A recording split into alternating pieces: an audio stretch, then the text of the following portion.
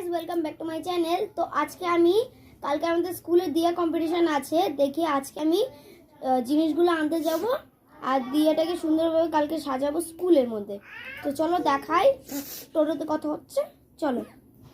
তো গাইস এখন আমরা টোটোতে আছি, তারপরে আমরা স্টেশনারি দোকানে যাব, তখন আপনাদেরকে দেখাবো।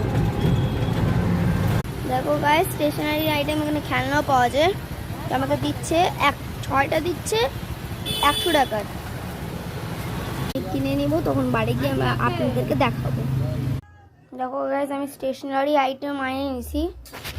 এটা তো মেন, আর এটা ফেভিকুইক, আর এখানে এটা হলো অ্যাক্রিলিক কালার, পেন ব্রাশ, আর এটা কোনো স্টিকারের মতন।